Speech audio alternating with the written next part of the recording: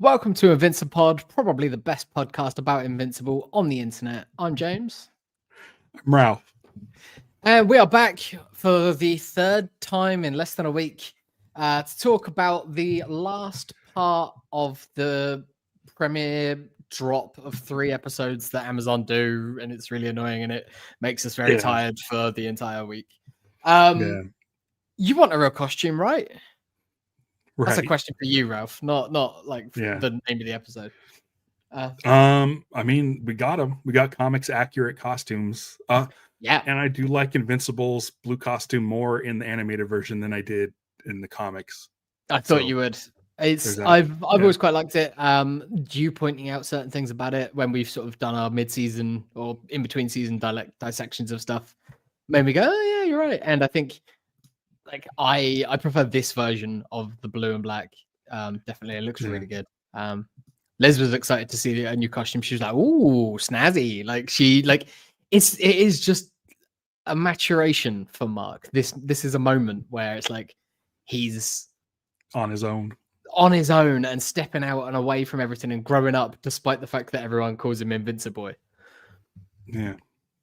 This I think might just be because I just remember this stretch of issues really well, but this felt like the most comic accurate, like almost 1-for-1 of the show that we've had so far. Like I could almost predict exactly what was going to happen next because I was like, oh shit, we're here. We're in like 43 to 46 range of the books because I just remember it so vividly. There is a speaking of like, I don't remember a lot of the book and I need to go back and reread it, but also since I'm enjoying the show, like it doesn't really matter. Someone corrected us on last week's, and let me see if I can get that comment up because I want to get their name right. I think I know what the correction is going to be. I didn't see the comment, but I think I saw it today when I was posting the thing for this episode. I saw Ryan Otley posting some art because he's always been doing like commentaries. Is it about those two characters? No. Oh, okay. So this was from last week or last episode on Sunday. This comes from Nick, and Nick says in our comments, Cecil's backstory is in the main comic near the back of issue 50. Wow. Okay. So it sounds like it's maybe like if it's in the back of an issue, it's probably like a 1 or 2 page flashback storyline that we forgot. But we are hovering around where you were saying, like around issue 50. A friend of mine had a pinup in the back of one of these issues around here because they would always like do pinups from other artists and stuff like that. He had an Eve pinup in the back. And I just remember distinctly, like, to jump ahead to the end of this week's episode, the Kid Omni-Man killing the Maulers and flying through the Maulers. I remember being stood in the comic shop. This was like the peak time of me working at that shop as well. Like we had a really good crew. Everyone got on really well. It was a fun time. It was my favorite time to be working there. And like Invincible was an event. I'd got everyone reading Invincible by this point. Like, so when Invincible drops, we would all be like unpacking boxes and stuff. But then we're like, Invincible's here. Like, cool, right? Let's just read this and then we'll get back to it in a minute. And like, as people were getting to the end of the issue, it was like, oh shit, like something just happened. And it felt like one of those moments. And I think it carried that weight as well. Like I knew it was coming, but Liz reacted it in the right way when watching it, and it was the first time I got to it. I forgot about the Maulers. I remember Oliver being somewhat aggro in the books, and as soon as he went after the Maulers, I'm like, oh right, like Oliver was a character that in the comics, like I didn't like. I'm like, this kid this kid is too much. Yeah. I was He's a little fine with shit his bag. inclusion in the book. Yeah. But like, as far as like my dislike for the character was not like it was because of the character. It wasn't like how it was written. It wasn't that his inclusion into the thing. It was like, oh, this kid's problem. This kid's a real problem. He's and so like got Kirkman's zero writing empathy. worked. Yeah, Right. definitely. He's, I mean, like, is it? I think like, isn't a psychopath like the definition of psychopath is like zero empathy? Like they don't know how to create empathy. They can't empathize. By definition, I think Oliver is a psychopath. Not in the term that we like, the way that it's generally used in this day and age, but like in the medical sense of the term, I think he probably is a psychopath. It's scary. It's scary because we know what power he has. Because here's the thing: is like he was raised by a Viltrumite who very little empathy, even though Nolan is trying to come around on that, but didn't really growing in him. raise Oliver for any amount of time. And also he's got like Thraxan DNA, and the Thraxans almost feel like a sort of like, Mr. Spock. Like they're very calculating. They have to be, and they like, because their lifespan is so short that they don't really have time for attachment. So it's that like, it's like he's the DNA that's coming together on this kid is just like no empathy. Yeah, it's a dangerous combo. And he might actually be more sympathetic, I feel like, in the show. Is it than in the book? Voice? Maybe because you got a voice and he's like, he doesn't understand. Usually anytime they ask him a question, he's responding with the question like, but we want the bad guys to stop. Like you really get the senses like he's just not getting it. And you're rooting for him to get it because I'm sure he'll eventually understand, But in the books, there was always that sense of Oliver, even in like the later issues where you're like, is he going to do the right thing? The entire run of the book, like for as much or as little as Oliver's in the rest of this series as in the comics and the show, you're never 100% with him.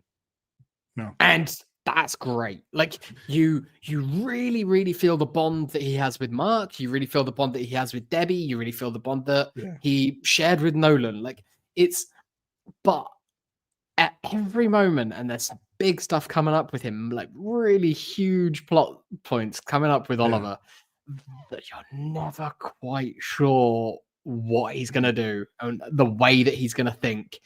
And if they play it out the way they do in the books, it's going to be really fun and really interesting to see how people react to him. It sounds like we're on good pace. Like the book is like what, 100 and we always forget 140 somewhere. It's in the 140s, yeah. And we're season 3 and we're at around issue 50. Or close to 50. So if we get 50 is the start of the Invincible War, if I remember rightly. Yeah. So we're looking at like we're a third of the way through the comics. Yep. At the very first half of or the first quarter. No, I don't know. Math. First half. Number. But the first half of season 3. So if we get 8 seasons, I reckon they could tighten it up as well. I reckon they could do it in 7. They could just get it all done. Yeah. Speaking of which, when I was doing the artwork for this, so what I've been doing now is taking whatever their like verbiage is or whatever they put as the show description of the episode, and I put it on ours so people know it's the right episode. Also, maybe people will just find us that way.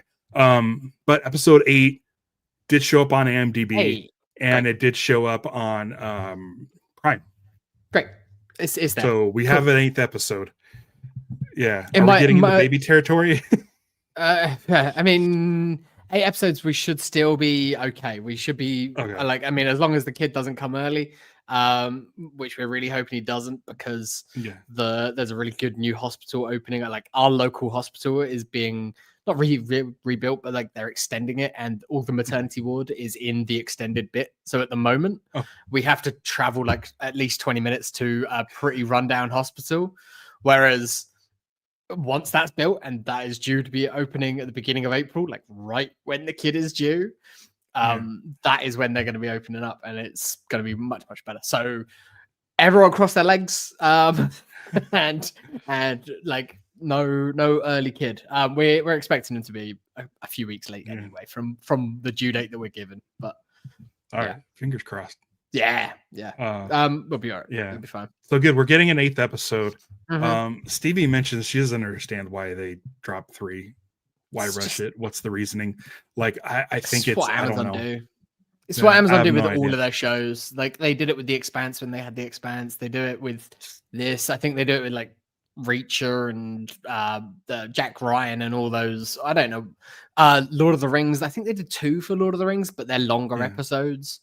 Yeah, they do it. It's just it's their release model. I think I can see it for a first season. I get it for a season 1.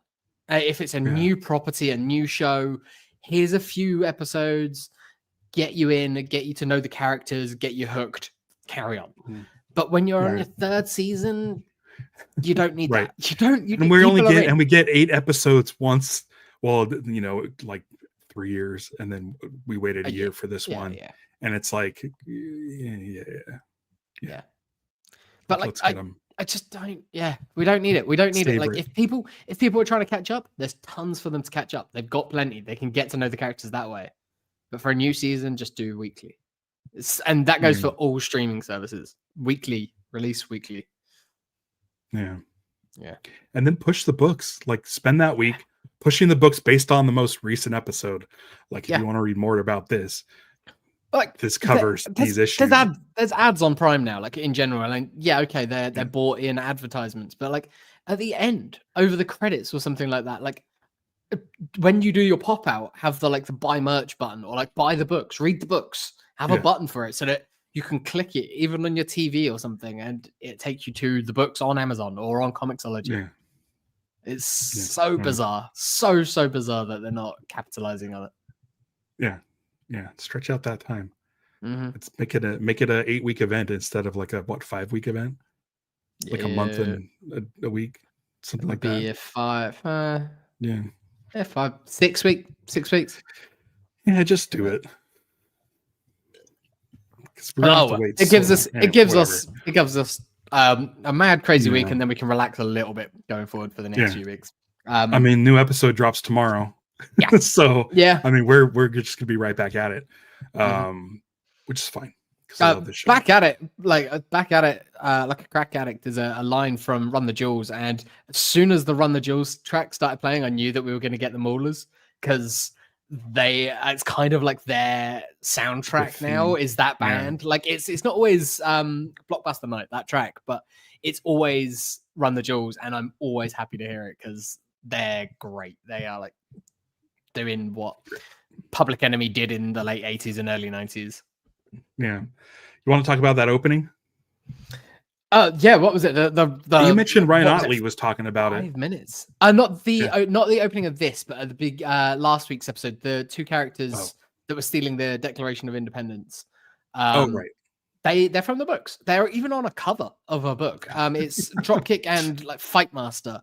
And it's around here. It's this issue. It's exactly how that happens. And when Paul comes into it, just forgettable characters, I guess. Like I feel bad because we don't know that. But at the same time, it's like it's been so long since we read it. And I'm like, I can easily just reread this again. But then at the same time, I still want the show to surprise me. So that's fine. It's all fine. I think it's weird, isn't it? Like playing that game, like it makes you remember the names of other villains, like that normally I would forget. Like I would never have been able to remember Kursk's name, but like I know who that guy is. Tether Tyrant I remember because that's a funny name with a funny suit and everything. And Magnamaniac, is it?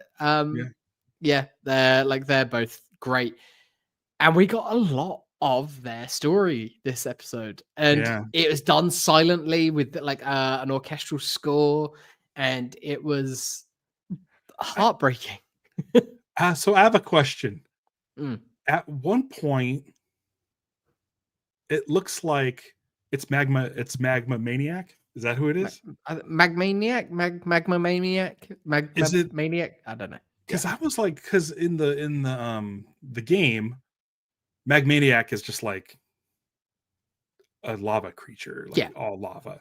Mm-hmm. And this one had a suit. So at first I'm like, oh, is it Furnace? But no, Furnace shows up later. Furnace later, yeah.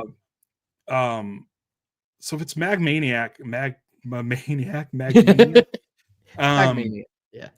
I wonder if they'll change the design in the game. Maybe. Because you've been gone, and they the game let us know that you've been inactive, and so your role as an owner of the Invincipod Alliance has now been demoted to leader. Okay. so they're aware you're gone. Okay. But it's not like killed the group or anything, is it? No. Okay, now I'm the owner. Okay, I'm now the owner, and so we're good. And Stevie's mentioned this here. Yesterday there was an update, and they changed the Kate in the game. Whoa. Okay. So Kate now has the short the bangs from the series. I don't think she looks as good. I don't. Steve was saying she doesn't like the redesign on the game. But they even changed the character model in the game too. So they're able to doing stuff. Change characters. Yeah. I'm kind of hoping this is a weird thing to ask for, but I used to play this Justice League game. It was badass. It was on the iPad. It was a Justice League game that was like Marvel Alliance. Mm-hmm. Is it Marvel Alliance? The old PS, the Xbox game where it was like a beat 'em up with Marvel characters and stuff. They had that for Justice League on the iPad, and in the game you can get like different outfits. So like I'm Green Lantern, I'm Hal Jordan, cool. But then you could get him in like his flight suit, or you can get him in a different costume, and those different costumes would give you like upgrades. Okay. It wasn't just a cosmetic, it actually had an in-game effect. Yeah. And that's cool. What I want for Invincible, Guardian of the Globe. Like if I can get a mark in a blue suit, and maybe it boosts my strength if I'm wearing that, or boosts my defense if I'm wearing that one. Yeah. Or like Nolan, if they had like Nolan do like the comic version where it's like more blue, or him in like the Thraxan guard. There's a few. I mean, there's tons. Like all of them have a lot of different costumes if we go deep enough in the show. But if they're just like if you get Alan with the green top, and he's like buffer, like buffed out Alan, yeah. So I'm putting this out there. I don't know if Skybound watches this, but like I think costume upgrades would be a lot of fun. Yeah. And it's another thing that they can sell if people want to put money into it. It's a thing that you can level up, and so it's more things. I still haven't spent any money on it, and I'm enjoying it. Yeah. So it's good. It was okay. It was let's really talk about really touching scene and moments and everything throughout the whole thing, and it made me go, oh, don't just let the guys go, but also like you see it, you see why they are falling back into this. Like they are out, and it seems like they are out for a few months of like trying to go straight. They just can't hold down a job. It's kind of there's one point where Magmaniac points at his ear. Okay. And I'm wondering if they're deaf. And that's why we don't hear the dialogue. I don't know. That's something that during that scene, because they're having full conversations, dialogue scenes, and so I'm sure that it was written.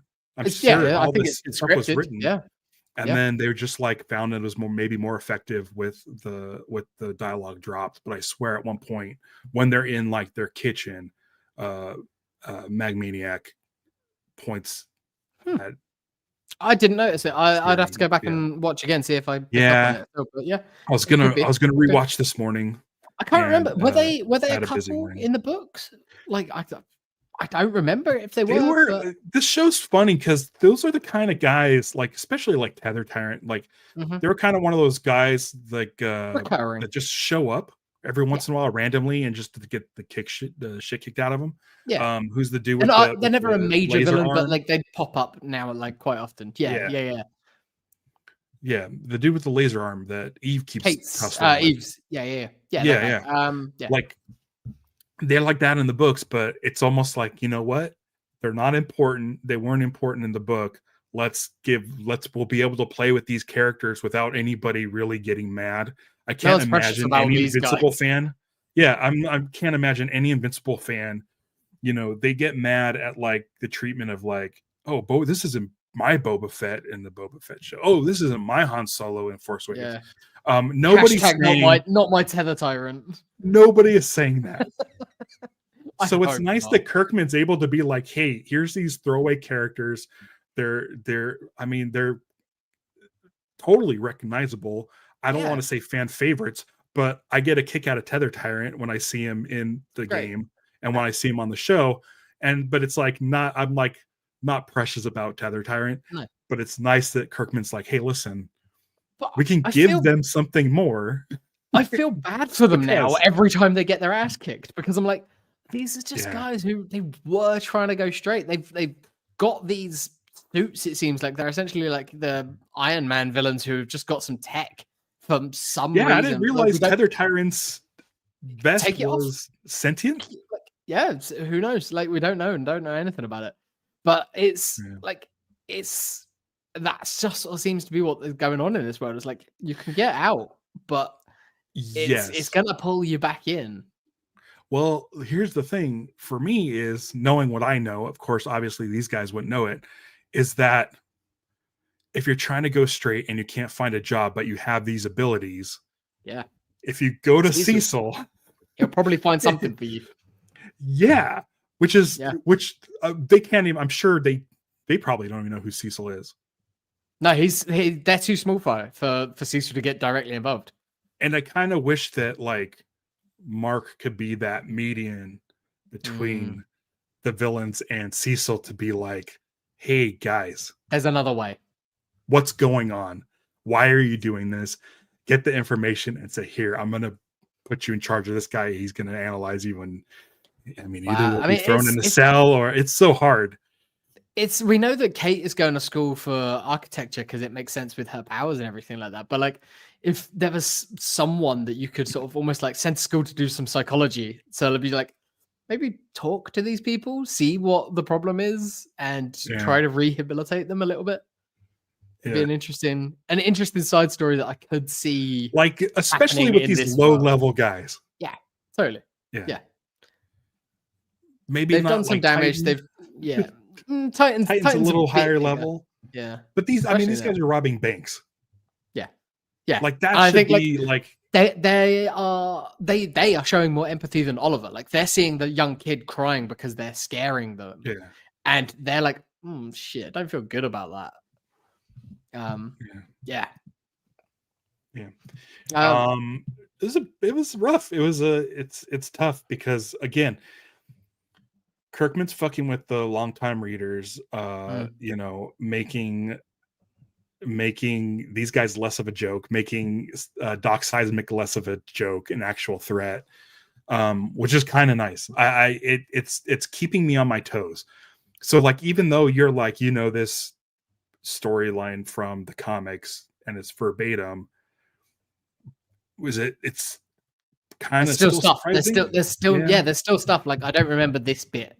And if it did happen, like it was a case of like, it's just a way of showing Oliver getting stronger. It's not the focus isn't on these two. And another thing that was different that I don't really remember is Amber's still around. Amber is still in this show. She's at school. She runs into Eve. We check in at very, very rarely with Amber in the books. Like you'll occasionally get a drop in with like her and William still hanging out, but it seems like you've got Zazie Beetz. You may as well use Zazie Beetz. That's the thing. And it's like everyone seems to be enjoying doing this show. I listened to an interview with some of the cast today, and they were like, "Yeah, we love doing it. We love being able to play off of each other's line reads. We'd love to be able to record together one day." But the fact that they're all just recording remotely whenever they're doing like other jobs is kind of a benefit because you can get this stacked cast. Yeah, exactly.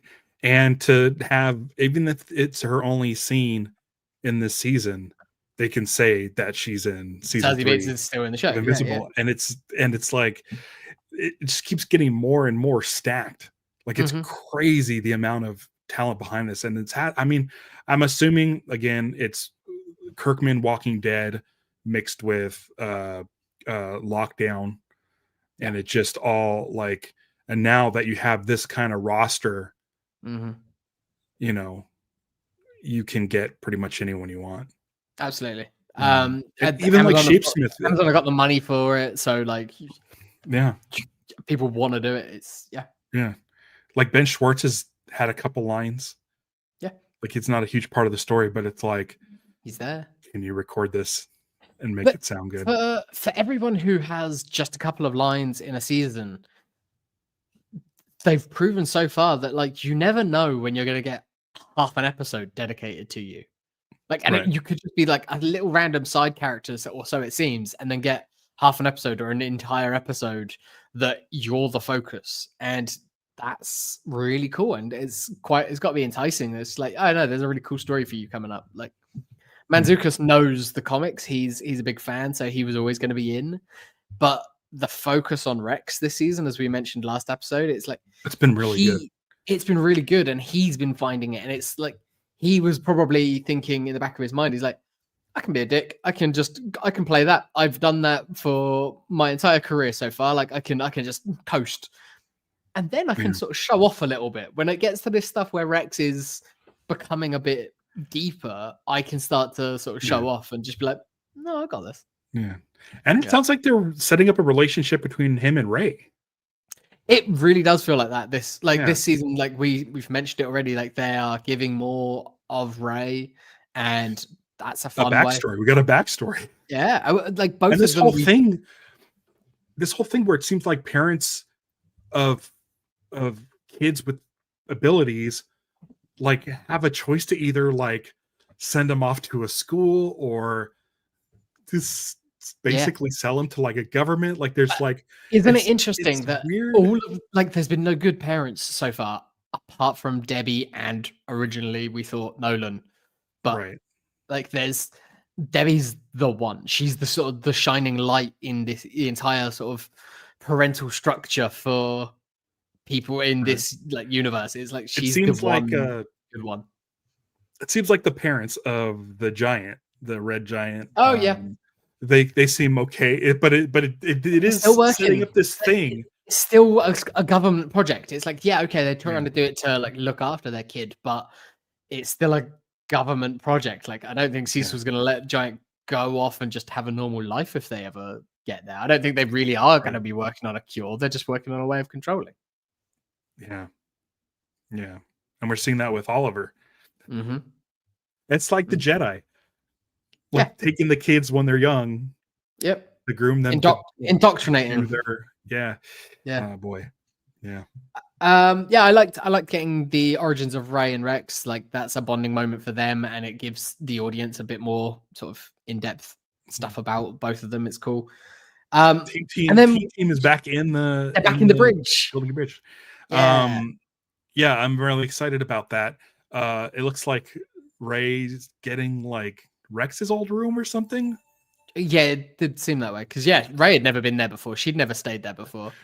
There it goes. There it goes. So they're all back in the bridge. It's weird, isn't it? Like half of them haven't been there before, but half of them have, and it's their old digs. So it's nice. And I'm excited. She's not rejoining the team, but she's happy they're all there and things like that. So yeah, I'm excited to see what name they go for. Yeah, I can't remember like what ends up happening here because again, from looking at Otley's stuff, they had broken away from the Guardians at this point. They had gone and done their own thing. It wasn't exactly the same lineups, I don't think, but they had, and I can't remember if they did choose another name. If it did, it didn't stick around too long because I'm pretty sure they are Guardians again at some point. You mentioned Titan earlier on. Always fun to see him, and Isotope. Isotope, it always makes me laugh because he is modeled after the owner of Isotope Comics in San Francisco. whose name James something or other, I think. His name escapes me, but yeah, he's modeled after him, and it's a fun inclusion because it's just such a weird character to throw in there. But again, we see him in I used to, but you see him in the game all the time. Mm-hmm. He's just there pulling strings in the background, shooting from the back, knocking people through portals, or like just bamfing them to different spots on the board. Like it's that's where Ray comes in, and she goes in and kicks him right in the middle of the fight. Nice. And then he just gets his ass kicked. Again, Mark Hamill's back as Art. That was great to see. Great to hear. Love it. So happy. It might be the only thing he does this season, but that's absolutely fine. He's like, it's a moment. Like the creation of 2 new suits is a big deal. So depending on how far through the story we go, there's at least one more suit to be made at some point down the line that I can think of. But it's great. It was a nice moment, and he got to do it. I liked him and Mark both got the cringe moment when Oliver's like, Kid Omni-Man. It's like, you told me the O was going to be for Oliver. Right. What can, I mean, yeah, well, they're not supposed to be using their real names anyway. But I mean, yeah, I don't know. Do they come up with a name for Oliver? No, I think he sticks with Kid Omni-Man. It's so weird. Yeah, it's so weird. And I think that's sort of one of those moments where it's like, he is adamant. And he's like, no, I'm keeping it. My father was fine. I've got no problems with him. And it's like, yeah, that there is a problem. The fact that you don't see a problem is a problem. Oliver. Yeah, puts me on edge. Yeah, puts me on edge. Yeah. Invincible, is that what they call Mark in his new costume? Yeah, that's rough. It sucks to be him, but you know, it's kind of a Nightwing-esque costume, like from being. So you get why, like, people are used to seeing costumes and only one costume forever. So as soon as you change it, it's like, oh, you're definitely similar, but maybe the sidekick. He's got enough problems. Yeah. Including Paul. Debbie decides to tell her co-worker date, Paul, all about everything. He might be a fine guy, but that's a mistake. Like right there, that's someone who's not in that world. He becomes a liability at that point. It's not necessarily for him being a problem directly, but if someone sees him like associating, he can be captured, he can be caught, he is a target now. And it's just superheroes 101, and don't tell too many people your secret identity, especially not without consulting them first. Like that's not Debbie's choice to make. 3 months they've been seeing each other. That's a lot. I mean, I don't even know if they've been seeing each other for 3 months, because he keeps on just being like, oh, surprised to get another date. Like, it's like they've worked together for years. He knows the family, but it's I don't think it's enough. I mean, Mark and Oliver would have walked in anyway. So if that was what happened, I would be okay. Yeah, Debbie telling is it's a little odd. Without talking to Mark and Oliver first, it's I've just like my note is Debbie ... mistake. It's the first like slip up from her, because she's normally like, no, you've got this. You're doing great. Well done, Debbie. No fault. Yeah. And then we're into like the Maulers and the Guardians arriving. Guardians get their asses kicked by the Maulers. Like their gun. They are like underpowered right now. They are not at full strength, and it's interesting to see, and it's sort of humbling, I think, for Immortal. I hope it's humbling for Immortal, because you need Immortal. Immortal in the show, I think, is least likable than in the books. Agreed. Like, he's really like a foil. Like, he's really like essentially like a boomer that just like won't let the next generation like do their thing. He's got to come in, and he's got his ways. Yeah, I know best. And it's like, dude, you got to move on. Yeah, yeah, definitely. These guys were kind of doing all right without you, and Invincible is getting stronger all the time. And it's like, just dividing the team is, yeah. It's not good, not good. Oliver though, Oliver being the big thing there. He does his thing. He splits them in half. That's when Mark like comes back in because Mark has to go off to stop the bomb by detonating it. That didn't seem like the smartest way of doing it, but he did it in space instead of wherever it was. Yeah, it's true. But yeah, it's Oliver's just drenched in blood. That's again an image that I remember from the comics. Like, that's I think it's a full page thing of just Oliver just stood there dripping. Yeah, Otley with like viscera everywhere. Yeah. And it's just chunks of Mauler. Yeah. It's messed up. It's messed up. But they go home. Yeah. And again, this was the other bit that I just distinctly remember is seeing that like floating eye camera out in the garden, and then Mark instantly bang out, grabs it, crushes it. Is that not Cecil? No, it's yeah. It's Angstrom, right? It's Angstrom. Because they do the Professor Claw or whatever, Dr. Claw from Inspector Gadget, where it's just the arm sitting there. So I think because Stevie, I said I think it's Angstrom, and so we went back and the subtitles didn't say who the character was, but then it says that Sterling K. Brown is Angstrom in the credits, so it's like I remembered it. I remembered that he still had more to do, but if we hadn't just watched the end of season 2, I think Liz would have probably forgot about Angstrom, but because we just watched those the other night before she caught up with this series, she was like, "Is that the other guy?" And I was like, "Yeah, that's Angstrom. He's still there. Yeah. Well, there's a version of him there. A version.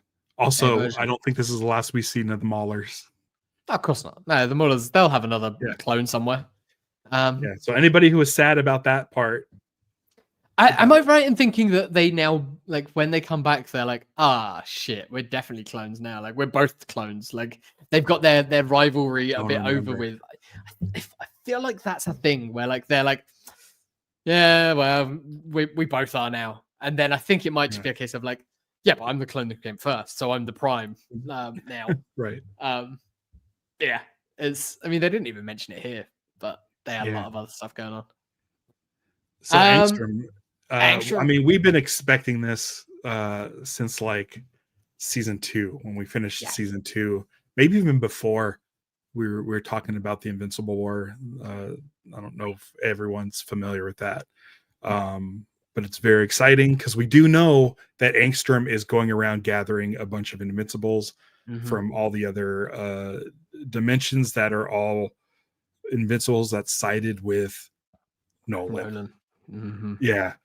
We've seen it. We've had it teased a couple of times, and I think we're getting it this season. I think. I think coming real soon. I think it's coming really soon. I think maybe the next episode is episode 4, which means we'll be halfway through the season. I think anything that has been set up or like kind of discussed so far, we'll kind of get tied up a little bit as we lead into the Invincible War. I think that next episode, and this is based on nothing, but I think we'll get the prison escape from Nolan and Alan. I think it's got to be close, and then hopefully they show up to help out with this Invincible War. I think that might be a great season finale. I have no idea. I think so too. I think that's the whole thing. Like, we knew it from solicits that there was Invincible War was coming, part 1, Invincible War, and then Kirkman did that whole thing where it's just like, Invincible War. It's the storyline is a bigger storyline, but also like, bang, it's an event in one book, and like in a one larger issue, because I'm pretty sure it was issue 50, and it's like, we'll do the whole thing in one thing. The Invincible War as a storyline goes on a little bit longer because you've got before and after, but the actual big, I feel like we've gotten the fight of it all. Yeah, we've already sort of touched on it. We've already done that. So the big fight of it, I think they could probably just do as one big season finale episode. God dang, can you imagine? Well, I mean, because I love watching the Invincible reactions. Yeah, okay. For people who haven't read the books, there's one, it's called Previewed, where one guy's read the books and the other hasn't. Great. And so the one guy is like watching the other guy as things are being revealed. Some of my favorite Invincible reactions are episode 1, the pilot, when you get to Nolan versus the Guardians of the Globe, and people were just like, what the fuck is this show? So anytime there's like big events, another fun one to watch is the season finale of season 1 finale, when like Nolan grabs Mark and shoves him through the subway. Yeah. And people just going like, oh my God, this is insane. And it's like, that's a little bit of Otley for you. Yeah. The entrails and eyeballs flying and stuff. That's a little taste. Invincible War, no holding back. There's no holding back with any of this stuff. It's kind of like what Invincible did to Multipole. But just that kind of like where you can they're disposable. Yeah. So I have kind of high hopes for the finale. I don't think I'll set myself up for disappointment. I think these guys are nailing the comics, and I think whatever they have planned for the finale, if it is the Invincible War, it'll be fucking awesome. I think we're getting there. I think we're gonna get some splash pages, some oddly big splash pages. Even the fight, like the fight in the Alan the Alien-ish episode. Yeah. Like where they do the punches and the freeze frames and the eyeball falling out. Yeah. Like I'm hoping they do stuff like that, like panels from the book where it's just like slow movement, almost like a motion comic. Yeah. Like we know that this is essentially, it's conveying that this is a double page splash. And the thing is, mentioned this in the first episode of the season, was that Multipole on the steps, they were able to, I don't know if they did like some sort of computer stuff to make like 100 Multipoles surrounding Mark. That must be something. But if they figure that ability out, then Invincible War can go like crazy nuts. Yeah. Like I can't wait for some different suits on them. Like you do that for the modeling, and then you just essentially like do some different suit combinations throughout. Like I'm sure that's all you need to do. Had a heyday. I bet. And just designing every possible version of the Invincible costume. Yeah. I feel like it'll put Deadpool and Wolverine to shame with all like the Deadpool variants. Like it's going to be like, it should be like that kind of, yeah.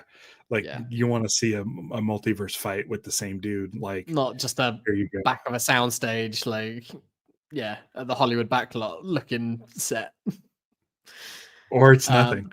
Or Kirkman's like you thought it was coming. Like he pulls like a George Lucas between episode 2 and 3, where at the end we see the beginning of the Invincible War, and then the beginning of season 4, they're like, it starts with like, that's it. It starts with like the last punch of it. He would totally do that, but I think the way they're going, they're like, okay, we can actually show this stuff now. We can actually. I think they might have done that, like if it hadn't been such a hit and they were still managing to sort of like just creep through, Because not that the season 1 animation was bad. It's good, but when you see like previously on Invincible and you see season 1, it definitely doesn't look as refined as it does now. Like the lines are nice and thin. The Eve special seemed to be like the moment they took a big jump, and I was just like, oh, well, like we noticed it. I think both of us independently like noticed it in that fight on the freeway in the Eve special. Yeah, it was just like, this is different. This is bigger. This is special now. Yeah. They're really like spreading their wings. I'm excited. Like, listen, Friday will be our 4th episode in 7 days. Yeah. But I'm really excited. What's nice is I can't just like now leave and just go watch it. I'll watch it tomorrow night. I'll watch it tomorrow night too. But yeah, man. Oh no, I won't. I got the last when am I gonna watch it? I'm gonna watch it tomorrow daytime, and then I guess I'll watch it again at the weekend with Liz. Oh no, what a shame! I have to watch it twice. Oh no. It's so good. It's so good. Yeah, I don't know what's happening next episode because again, I'm now like I've got an idea of where like the rest of the season could go based on my comic knowledge and like I do have a distinct memory of this time of the comics, but I'm never 100% sure. But well, I mean, here's the thing. So the teaser art for this season was Mark in the black and blue suit recreating the cover of issue 1, and the silhouette is a shape of Invincible. In the first teaser, we saw Mark with a cape, looking down. So clearly, there's a variant Mark. I think we're gonna do Invincible War this season. So we haven't at all yet. We're on the 3rd episode. We haven't talked about like the Invincible title logo treatment this season because they've done something different each season. First one, we got the blood coming in. Second season, we got the reveal of the blue at the end. The beginning of this season, we went back to the old logo, but now like every episode, it's flickering. Like it's phasing into a different color scheme, and it's a little bit different every time. And I think this is like the variants are coming. The variants are coming. All these different versions are gonna be there. And did you notice the colors this week? No, I didn't focus on it. Okay, so the colors this week were Nolan's Omni-Man outfit color, the white and red, the kind of off-white with the red, which I was like, oh, he's now basically playing the Omni-Man role to Oliver. I know last week they were playing catch, and now he's taking him by his side and teaching him lessons and stuff. So I thought that was kind of cool. I should probably go back and see if they had like any sort of, hints of anything. Of like what those episodes were. But this was the first time where I noticed it was like, was it this episode that we got more of Bulletproof, or was that in a previous episode that we got like quite a focus on Bulletproof at the beginning of an episode? Got a little bit of Bulletproof, and that felt like foreshadowing as well. And it's like, okay, cool. Basically, remind the audience that this guy's around, that he's not just a background player, that he is a major player, and it made me go, okay, they are setting things up to pay them off later on down the line. Like we know that they are not scared about slow rolling this stuff. Like they'll set something up way in the back and then pay it off later on. And I think that's another reason why that you keep Amber around with Zazie Beetz, because we've mentioned it enough times now that like Mark goes off to space for an extended period of time at various points. Having Earth-based characters that we can check in on is a nice like departure from that.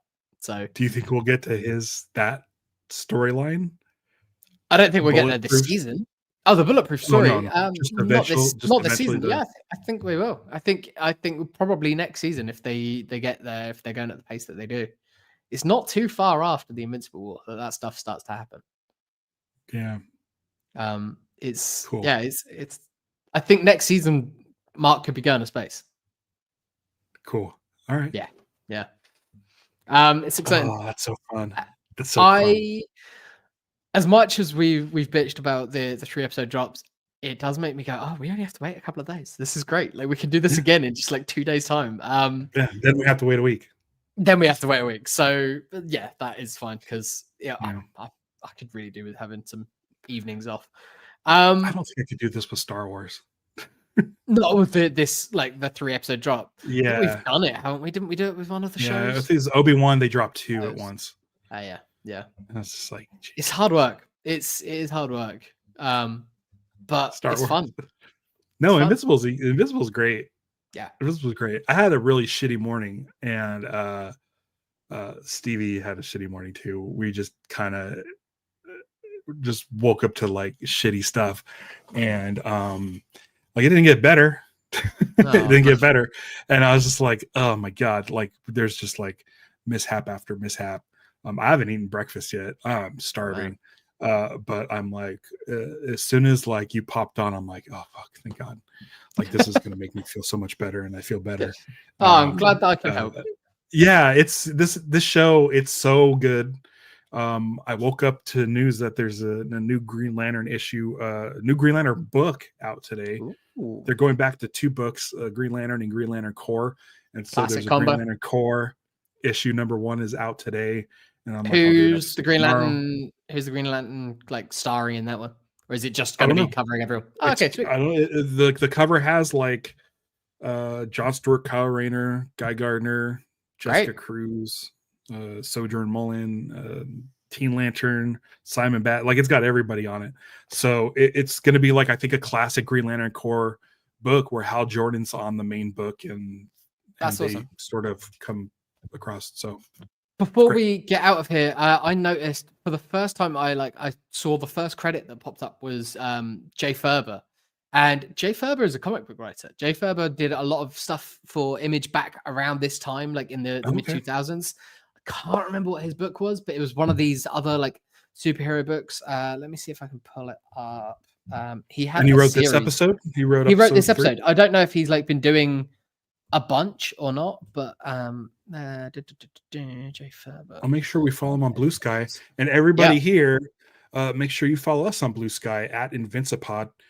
That's pretty much going to be the basic thing. You're still posting episodes on Instagram, which I appreciate. It was Dynamo 5. Dynamo 5 was Jay Ferber book, which was again like it. That was another one that I think they sort of tied into the Invincible universe at times. Like those characters popped up from time to time. So yeah, nice that they're getting comic book writers writing these episodes. Like I don't know if that's been a thing that has been happening and we've just not noticed, but him being in the room is great. It's really cool to see. Yeah. And now, so like, dude, like, it's a complete tangent, but I've mentioned this before. The way Invincible looks is very comparable to the book. There's this new show, which I haven't watched yet, but it's Your Friendly Neighborhood Spider-Man.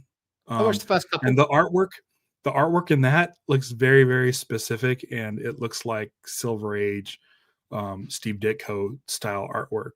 That is a show that it looks in stills and in motion completely different. Like I didn't like the look of it when I saw stills of it, but I've watched the first couple of episodes last week and I was like, this is fun. This is quite a good show. Like it's not Invincible, but it's all right. I'll check it out every now and then. But it made me want to be like, listen, you can make animation in anybody's style. That's two different shows that look like specific styles. It doesn't need to be house style. I would love to see a Mike Allred looking animated series on Mad Men. I think that Friendly Neighborhood Spider-Man show is pretty close to like how Allred draws. We mentioned last week like an Eric Larson looking Savage Dragon show. I think would be better. Just do miniseries. Just do like a 4-episode thing, or do a special. Yeah. Like I'm sure if Amazon I don't have any affinity for Spawn, but if you did like a McFarlane looking Spawn, I'm sure people would love it. Like, yeah, they kind of did that with the HBO series back in like the 90s, the animated series. Yeah. But like now it looks like you can get artists to replicate like anybody's style and move that into like an animated world, and I'm just like, we need more of this. And I'm hoping Kirkman, with the success of Invincible, I'm hoping Kirkman can go to all his buddies and just like, come over here. Chew. Maybe we can just get a special, like just start doing specials. I want Chew, John Layman and Rob Guillory in like Rob Guillory's art style. Chew that like they did an animated pilot, or they were working on an animated pilot for that. I think it was John Cho, I think, was doing the voice for it, possibly. Because that was a book. I thought it was. What am I thinking? Miles from Lost. Miles from Lost, yeah. So the book was originally like based on him and Josh Holloway. Like the duo in that book was like the buddy copness of it was based on Miles and Sawyer in the latter seasons of Lost. Yeah. But season 6. Yeah, I mean, but they're actually cops, but I mean, like 5 and 6, 4, 5, and 6, sort of their dynamic. But do that in Rob Guillory style. I think like it was gonna happen. It can be done. Yeah, it can be done. There's artists out there that can do this. Mm-hmm. I would love to see that. That's a great book. I love that. That's a really great book. Yeah. Eric Powell has forever trying to get a Goon book done. Amazing. Or a Goon the movie with Fincher. Like BPRD. I feel like they've had so many at bats with like Hellboy and BPRD with movies, and it's just like does anyone care? But you do a but like BPRD Screw on Head animated series. Amazing Screw on Head is the perfect example. That animated short is amazing. It's a great proof of concept. It's I'm blanking on his name. It's his style, Mike Mignola. Yes, it's his style, like, but brought to life. Yeah. It almost looks like what's the Creature Commandos has a similar vibe to like BPRD. Like I'm hoping like James Gunn sees this and can do stuff with like Vertigo and that stuff. Like, because was Chew Vertigo? Chew was Image. Was it Image? Okay. Yeah.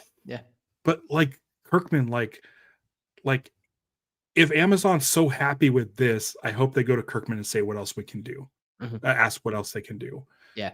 What else do give me either one season of that they have in the either that they have in the bag with Skybound already, but like if not, Kirkman was running Image at that time, like just full on, like he was in charge of everything. So and that was he had a hand in getting Chew launched, and I don't think Chew exists without Invincible or Walking Dead or any of those books. So yeah, do it. Let's get that happening. That is a series that just seems so made for TV. It's so right for a TV series. And the book sales would just skyrocket again. Yep. I can't believe they made an iZombie series and it lasts like 6 seasons or something. It's not much like the book, but it's just as fun. It's like it's a totally different thing, but the book's good, the show's great. Like it's like I remember seeing previews, I was like, really? That like amazing, great. Of all the books out there. Yeah. And I love Mike Allred and I love iZombie the book, but I would not think it would be a series. And not one that would hit and it's like last, but it's just it strikes that thing. It's procedural, and you could do the same thing with Chew. Yeah. I thought of something else before we got into iZombie. I thought of another one that I'd really like to see adapted. Oh, one that I think would work better if they were going to do it animated. Don't try and do it live action and big bombast because it's so weird and so different. Is Saga, Brian K. Vaughan's Saga. Dude, I think we've discussed this before. Probably. Like Saga, if Saga got the treatment like the Fiona Staples art, style. Holy shit! Like that. I think that would go to HBO. Like I feel like HBO could do that, and they wouldn't be afraid of showing dicks and everything like that book loves to do. Like, and it would remind me of like if they were to animate Fiona Staples artwork, it would be like Liquid Television. Or something where the animation could be just like really blowy. Like or like Eon Flux, but there's something about her art where it's just like, oh, it's so good. Like I mean I could go down a whole rabbit hole of Brian K. Vaughan books now here, but the other one, his independent one that he did like as a pay what you want online, The Private Eye, that would work as a really good miniseries. With Marcos Martin in the Marcos Martin style. That's quite a pop arty sort of Ditko-y, throwbacky sort of style. But yeah, Marcos Martin's art is great, and that is a really good story that is kind of prescient today with the rise of AI and the fourth estate and everything. Like I think The Private Eye is up there with Blade Runner in terms of story for me. I love it. That's a book. Everyone should go and read it. You can read it for free if you want to. It's my homework that I'm dishing out for everyone this week is go read The Private Eye. Cool. One more. Invincible's proved to me that like it's totally doable. If you could do one season over the course of like 30 books, like Saga would be great. Can you imagine 8 1-hour episodes of Saga? Like you can get through some pretty big chunks of stuff. And it was just sell more books. Like that's the thing I like about, Amazon's a fucking monster, but the fact that they're not just putting out this show, they're really promoting the books. That's the thing I like, is that they're promoting the books. It's one of those weird things, isn't it? When you've got these horrible, gross people in charge of these things, they are all still nerds. They are still the nerdy kids who are scribbling in their notebooks in class. Luckily they went. Well, I say luckily they became these billionaires who are doing this stuff. But it's like if they put their money into things that they're like, oh, I really like this. Like that was the whole thing with The Expanse. Bezos was a fan of the Expanse books, and when Sci-Fi cancelled it, he's like, "I'll buy it," because he wanted to, and he funded it for 3 seasons. They've taken a break, and like that's a show that can take a natural break there because between books 6 and 7, there's a 30-year time jump. But Bezos is self-made, right? He started Amazon like on the on like his living room floor and stuff. Online bookshop. Yeah. And he's a fucking monster and whatever. But like become a fucking monster, I think probably, yeah. Like just pay your employees. Yeah. Make everybody happy. Make us happy. But like it's the only reason why we have Prime still is so we can watch Invincible. It's the only reason. I was looking at them and I was like, what can I cut? And I was like, well, there's Invincible. I quite like the Lord of the Rings show. There's The Expanse. They're doing the Captives War, which is another James S. A. Corey. And we're having a baby, so having Prime is going to be really helpful for like deliveries and stuff. But like, don't be a monster. Just be a good guy that likes Invincible and wants us to. Got enough money to be a good guy. Just be a good guy. Be a good guy. It's so easy. Yeah. It's so do the passion project you want. Fund the passion project. Yeah. You have enough money to do everything and anything you've ever wanted and will ever want, and still be a good guy. It's not an either or. That doesn't need to be an either or. Yeah. Like give your employees money, they'll be happy. We'll probably support you more. Yes. And it'll fund more. Like then we'll all be happy. Just don't be a dickhead. Just be one of the good guys. It's so easy, and we'll flock to you if you're a good guy. Now, but also probably make him president if get your comics. Support your local comic book shops and stuff like that. But unfortunately, my local comic book shops aren't producing an amazing show about a comic I love. So I'm sure they would if they could. If enough of us go to local comic shops, maybe they can bandy together and make one episode. All right. We've rattled on about other things and comics and everything. Go read. We'll see you Invincible Friday. Yeah, we'll be back on Friday. Until then, thanks for tuning in to another episode of